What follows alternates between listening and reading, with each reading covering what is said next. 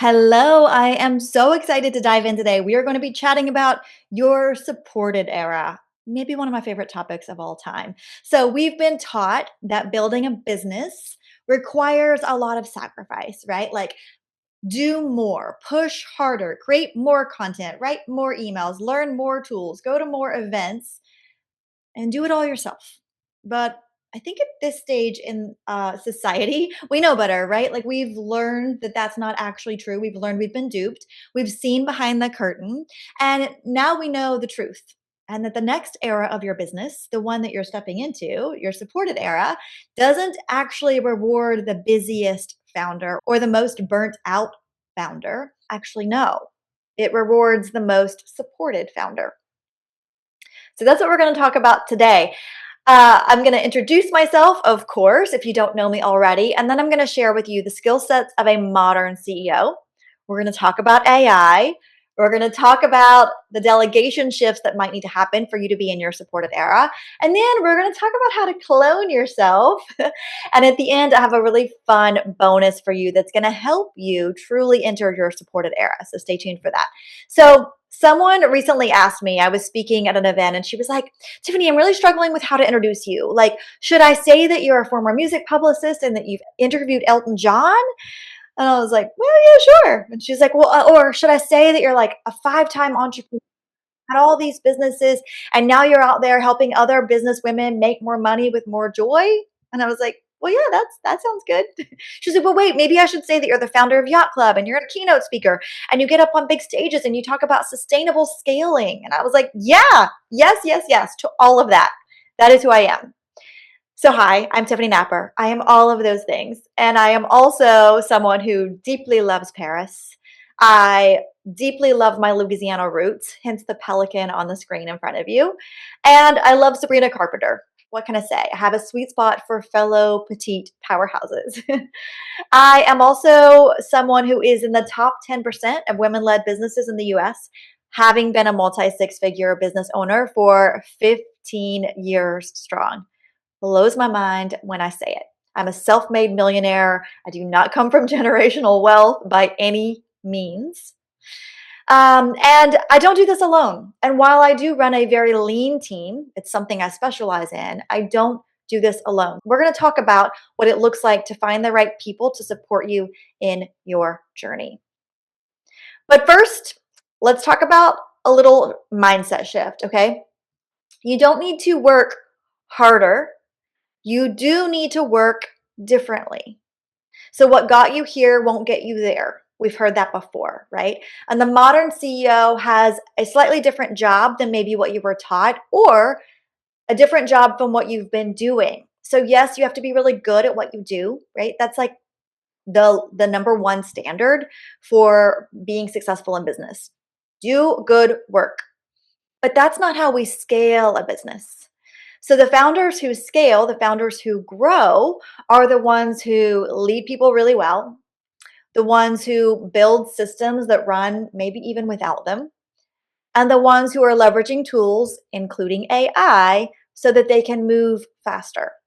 So your job in your supported era is no longer to do the work. Your job is to design how the work gets done. And there are three roles that a modern CEO is going to go through. And I want to just quickly touch on these. Okay. Number one is the doer. And if you've read the E Myth, you're familiar with this terminology. It's one of my favorite business books. If you haven't read it, go pick up a copy. Okay. But the first role you take on is the doer. You're doing everything yourself. You're working on the business and in the business. You're doing the work and you're billing and sending invoices and building systems, right? This is where most of us start. Then you move into the designer role. Designers are when you're starting to build the systems around the business so that someone else can step in and do some work for you. A lot of times people come to me and they've like dabbled in the designer role, but they're not a full-on designer just yet. So maybe you can relate to that. And then where we're headed is the leadership role, the leader, where you're guiding people and you're guiding decisions. And that's it. And most of us get stuck in phase one. And the goal is to move into the leader role. So ask yourself, how do I create a business where the work happens at the standards that I have, but without it depending on me? Now, to be in your supported era, you need to be a great leader, yes, and you also need to have these three things working in your favor. AI, the way of the future, we can't ignore it, systems, and people. Okay. And this is the filter I want you to start using when you're thinking about what you need in your business to be more supported. If it's repeatable, I hand it to a system, a tool, or a person. If it's relational, it stays with me. Relationships build businesses. I've been saying it forever. I'll never stop saying that. AI can support the back end and you lead the front end. So, some examples of this would be I use systems to receive applications to work with me, but then I review it, I tweak the message, and what they receive next is based on if and how I think I can help them, right? Another example, I use AI to send some LinkedIn connection requests on my behalf, but then I send the messages. Another example, I have my VA send an initial brand outreach email to open the door and set up the meeting, but then I get on the meeting, right? I develop the relationship. I make the pitch, I coordinate the offer, I close the deal because those relationships are integral to my business. And I view them as long term relationships, right? So I want to make sure that stays in my corner and everything else is something that I can hand off to an AI tool, a system, or a person. So let's dive into AI because I know you have questions. So, first thing we're going to do is talk about how to leverage it. But remember this, AI isn't the advantage. Knowing how to use it to your advantage is the advantage. Okay. So everyone's talking about AI, but most founders are either dabbling in it or they're outsourcing their decision making to it and they're getting caught in this endless loop. Have you ever noticed that, like, when you ask Chat or Claude to help you with making decisions or to do a task, it ends with another question? It kind of like sucks you into this loop. That's because it's made to keep you in the tool. It's just like social media in that regard. Don't outsource your decision making to AI, okay? Or you're overwhelmed by it. So maybe you've like barely dabbled in it at all. And I have a filter for you that's going to help to know if an AI tool is worth your time. And then I'm going to share with you some of my favorite AI tools and how we're using it in our supported era. So, first and foremost, if it doesn't save me time or make me money, it's noise. I'm going to say that again. If it doesn't save me time or make me money, it's noise. So, here are three ways we can use AI tools in our more supported era. Number one, AI for clarity and execution. So remember, AI gives coherent answers. It doesn't always give correct answers. So we don't want to outsource our thinking to it, but we can let it help us think faster. Just don't let it think for you. Important distinction there. So we're going to use it to think about our hiring roles. We're going to use it to build SOPs for us really quickly. We're going to use it to maybe review our entire to-do list and create an action plan for us for the day, right? Tools that I love for this are what you would expect, Claude and ChatGPT. So an example of this might be, you say, I'm hiring my first virtual assistant. Here are all the things that I'm currently doing that I don't want to be doing. What should I delegate first based on my goals and my business model? And then we're going to review what it comes up with and we're going to make the final decision, but we're going to let it help us think faster and move us from I'm overthinking this to here's a clear plan and a first draft, go, right? So AI doesn't replace leadership, but it does remove some friction so that you can lead better. Number two, we're going to use AI for content repurposing. Maybe you're already doing this, and if you are, amazing. If you're not, welcome to this side of the party. Welcome to the bandwagon, okay? You probably don't need to be making more content for your business. If you've been in business for a little while and you're using any form of social media, email marketing, podcasting, YouTube, Instagram, LinkedIn for promoting your business, I bet you have a bank of content that we just need to get more mileage out of. So we can use AI to discern what of that content performed well, and then how can we repurpose that content. We can also use AI tools to take one video and turn it into 4 or 5 or 6 smaller videos, plus a blog post, plus a LinkedIn piece of content, right? So some tools that I recommend for this would be Opus. ChatGPT can actually be quite good at this, especially if you train it well. Descript and Jasper. So this removes the pressure to constantly create, which puts us in a more supported frame of mind. A third way we're going to use AI is for operational efficiency. This is probably my favorite way to be using AI as you're growing and scaling your business. So this is where founders start to feel real relief. This is also where we start talking about autonomous AI agents. This is where our AI tools go from like beginner level to intermediate and expert, okay? But some of this is pretty easy, actually. We could use AI tools to summarize meeting notes.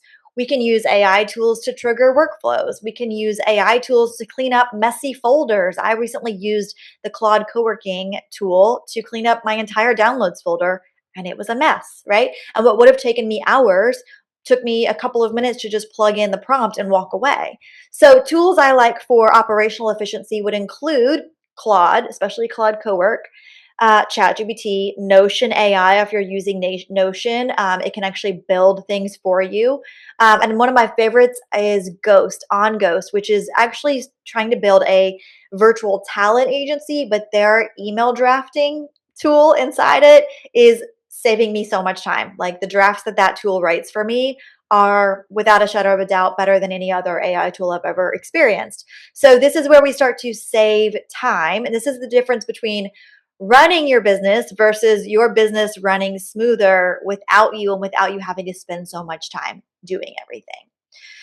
All right, so AI should make your business feel lighter. If it's just sending you in circles or keeping you from making decisions, that's what I call productive procrastination. Do not fall into that trap, okay? And because I think it's worth saying again, it's this important. Please do not outsource your critical thinking skills to AI. I've seen this go sideways so many times. Find a mentor, find a person, find a trustworthy advisor if you're making decisions about your future, because AI only makes decisions based on the past. Okay. Okay. End rant. Let's talk about your delegation skills, because people are a big part of your supported era.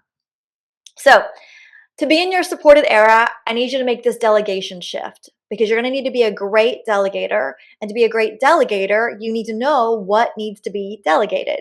So here is your new delegation filter. If it's below your shoulders, it's time to outsource it. So anything below your shoulders can be typing, clicking, formatting, organizing, uploading, sending. You get my drift, right? And below your shoulders is going to be thinking, deciding, leading, strategizing, building relationships, for example. And most founders that I meet are stuck because they're spending their time below the shoulders, and they need to start outsourcing some of that so they can stay in their crucial role, which is above the shoulders, right? Nobody can replicate you above the shoulders. Below the shoulders, anybody can do that work. So the reason delegation fails is because sometimes it sounds like this: hey, can you help me with this? And then the work comes right back to you, right? So clarity removes that boomerang effect. And here is the shift. Here's the structure I want you to be using when you're delegating something this week, this month, whenever that happens again. So you could write this down if it helps. This is literally what you're going to say to the person you're asking to help you. Here's what I need to see at the end. Insert clear outcome. Here's the deadline. Insert deadline. Here's what success looks like. Insert your standards, right? It meets the brand guidelines. It is in our brand voice. It speaks to our target audience of la la la, right? And then you're going to say to this person, if you get stuck, let me know. Otherwise, I trust your process. So this does three things. It defines the outcome, it gives them clear expectations, and it gives them ownership. And that part's so important, okay? So this prevents you from becoming the middleman in your own business. And another thing that removes the boomerang effect is a proper system. We're going to get to that in a minute. But systems first, people second. So if you've struggled with delegation, I'm going to ask you, do you have a proper system in place? Okay? Again, more on that in just a minute. But good delegation means fewer questions, not more check-ins. Okay? Now, the one you probably were the most excited about, how to clone yourself. Because I said there were three ways to enter our supported era: AI, systems, and people, aka cloning yourself. But Here's the thing, okay? This was a little bit of a clickbait because you don't actually want to clone yourself. You don't actually need another you. Someone who is exactly as you is probably going to actually butt heads with you. What you need is someone who makes decisions in the best interest of the business like you do. So, in order to truly clone yourself, you will need to hire, but you will also need to really lead well. So, your first hire should feel like relief, not another responsibility. Okay. And this is where leading well comes into effect. So, the real reasons maybe you haven't hired are maybe you hired once, it didn't go well. You have PTSD from that. Or maybe you know you need to hire, but you just don't have the time to find that person. You think it's going to take too much time. Or you just can't get out of your own way. Let's be honest, you're too busy, right? The real reasons you haven't hired and the real reasons why hiring feels hard is, yeah, time is, of course, one of them. But it's not just time, it's also the thought running through your head that says, no one's going to do this as good as me, which is a trust problem and a leadership problem. Or it's, I don't even know what I'll have them do, which is a clarity problem. Or it's, what if I hire the wrong person? Again, a little bit of a control problem, right? Or this feels like a cost, not an investment, a money problem. So instead, what do? You stay in the trenches. You keep doing everything yourself. And for a while, the business might grow, but so does the weight of it. It starts to feel heavier and heavier. And eventually, it either plateaus or collapses. You simply can't wear every hat for the rest of time and grow your business and feel supported. So I want you to think about this. The right hire doesn't cost you money. They actually make you money because the right support doesn't just take things off your plate. They should be doing things like following up with leads, right? Keeping your content consistent, which brings in more leads, supporting your clients, which allows you to serve well and increase customer retention, right? Create more capacity for you to sell. Do you see what all of those had in common? The ability for the business to make more money because of that support. So that means they're not just saving you time, they're also increasing revenue. But that only happens when the role is clear, the expectations are clear, the systems have been built to make their jobs easier and to make onboarding them easier for you. So, support works when clarity comes first. So, before you hire, you need clarity on the role, clarity on the expectations, clarity on how you think and operate. That's what makes that delegation actually work. That's what makes it possible for you to bring in people who think like you. So, I want to help you build the system that makes it easier for you to bring on more support and step into your supported era. It's called the Founders Onboarding Checklist. And it's going to walk you through exactly how to define the roles clearly, communicate those expectations, and really just set your team up for success from day one. And yes, there are AI prompts for each step so that you're working like a true modern CEO. Okay. So here is the QR code to download this checklist. Remember, I want you to stop doing everything yourself and start building a business that supports you. Because the goal isn't just to grow your business, it's to grow it in a way that actually feels like fun, that actually feels good to you. That's my entire mission on this planet. So, again, thank you so much for being here. I'm Tiffany. Scan this QR code so you don't miss out on this free Modern Founders onboarding checklist. And come find me on Instagram at Tiffany Napper if you want to continue this discussion. I am here to just help you thrive and step into your supported era.